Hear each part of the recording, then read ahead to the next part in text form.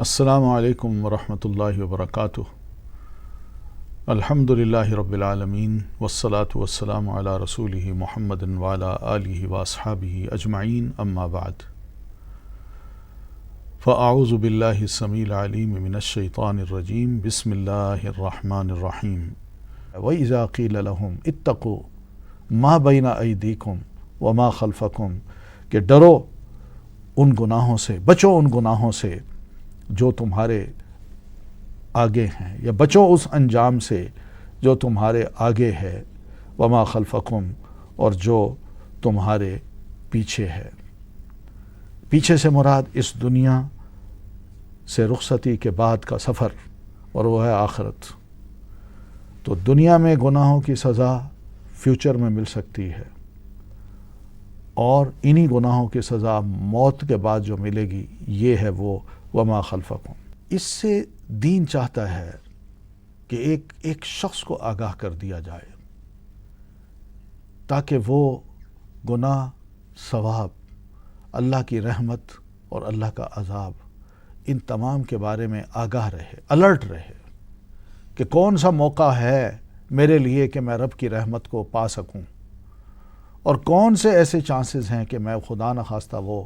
کام کروں کہ جس سے مجھے مستقبل میں یا فوراً ہی کوئی اللہ کی طرف سے سزا ملے۔ یہ ایک آگاہی ہے جو کہ قرآن مجید کی طرف سے، رسول اللہ صلی اللہ علیہ وسلم کی طرف سے ایسے لوگوں کو کی گئی جو آپ کے دور میں بھی تھے،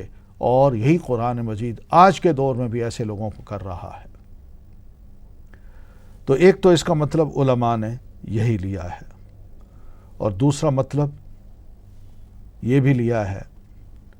کہ یعنی ایک مطلب گناہ لیا ہے، ماضی کے گناہ اور مستقبل کے گناہ، ان سے بچو، اور دوسرا مطلب یہ بھی لیا ہے کہ ما بین ایدیکم، یعنی تمہارے گناہوں کی وجہ سے، رب کی مسلسل نافرمانی کی وجہ سے دنیا کا جو مستقبل کا عذاب ہے وہ کسی بھی وقت آ سکتا ہے۔ تو یہ ہے ما بین ایدیکم وما خلفکم، اور مرنے کے بعد آخرت کا جو عذاب ہے وہ بھی آ سکتا ہے۔ تو اس سے بچو، اپنے آپ کو بچا کے رکھو۔ اللہ پسند نہیں کرتا۔ کتنی محبت ہے اللہ تبارک و تعالیٰ کی کہ وہ قرآن مجید میں ایسے نافرمانوں کو جو کھلم کھلا پیارے رسول صلی اللہ علیہ وسلم کی نافرمانی کر رہے ہیں، ان کو بڑے پیار اور محبت سے سمجھا رہے ہیں،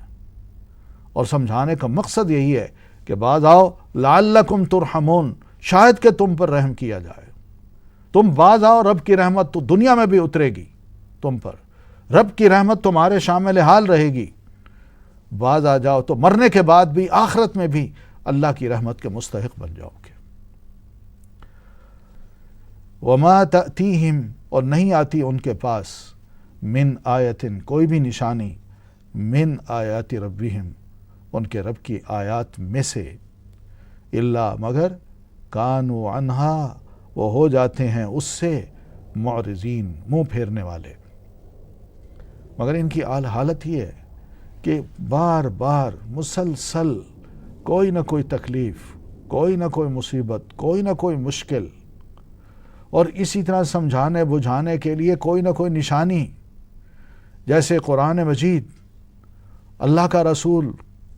اور پھر اسی طرح بہترین عمل، یہ سب نشانیاں ہیں کہ بھئی ان کو دیکھو، پہچانو، اچھے کام کرو، نیکیاں کرو، اللہ خوش ہوگا، اللہ کی رحمت تمہارے شامل حال ہوگی۔ مگر ان تمام نشانیوں کو وہ ایک طرف کر دیتے ہیں،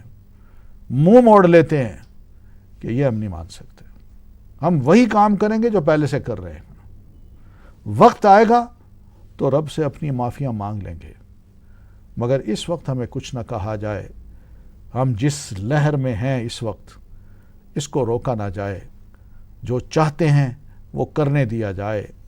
اور جو ہماری خواہشات ہیں ہمیں ان کو پورا کرنے دیا جائے۔ یہ خواہشات رسول کی تعلیم پر اور اللہ کی اس قرآنی آیات پر غالب آ جاتی ہیں، اور یہی انسان کا مزاج ہے جو ماضی میں رہا، اور قرآن مجید جب اترا تو اس وقت بھی اور آج بھی ہم انسانوں کا یہی حال ہے۔ ناظرین، مختصر بریک لیتے ہیں اور انشاءاللہ وقفے کے بعد آپ کی خدمت میں دوبارہ حاضر ہوتے ہیں۔